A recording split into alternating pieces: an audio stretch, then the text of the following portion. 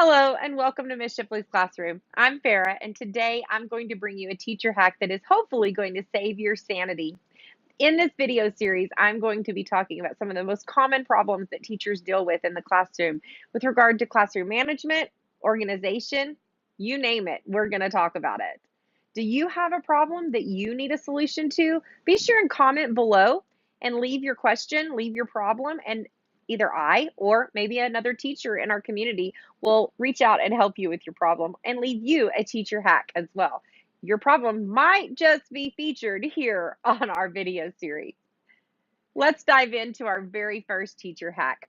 So today's teacher hack, I think, deals with a problem that every teacher at some point in their career has dealt with, probably since the beginning of time. No names on papers. Is that a problem in your classroom? I know it was in mine. It was horrible. My students would turn their papers in. I would have no idea who they were, who they belonged to. To be honest, I couldn't recognize their handwriting. Sometimes I could, sometimes I couldn't. This is how I solved that problem. A very simple box. This box, I got this one at IKEA. My very first one, when I first started doing this, I got it Dollar General. It doesn't matter what kind of box you use, but I got a box and I kept it next to the bin where my students turned in their papers.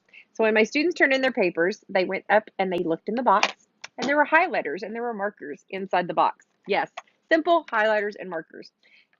Now, you can imagine what they had to do.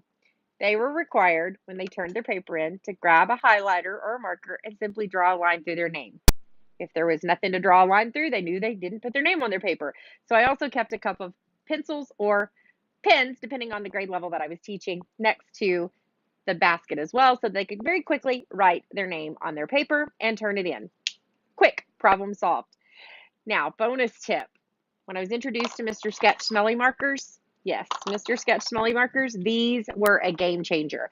So I added these, I was introduced to them and I added them into my box, and my students became even more motivated to make sure their names were on their paper. Those Mr. Sketchy markers, the box itself actually reduced the number of no-name papers I had, but I still had a few of those students who just, they were in a hurry and they just ran up there and threw it up and didn't take the time to actually do what they were supposed to do. We all have those students. I added the Mr. Sketch Smelly Markers, and wow, this was a game changer because now they loved finding their favorite scent, what they wanted to draw, that make their name smell like whatever their favorite scent was. And I loved finding all the different scents that I could find out there in order to add to the box. So simple trick and to the point. In a snap, I solved my problem. I hope this teacher hack has helped you. I hope you can take this into your classroom and maybe solve this problem if you're dealing with it.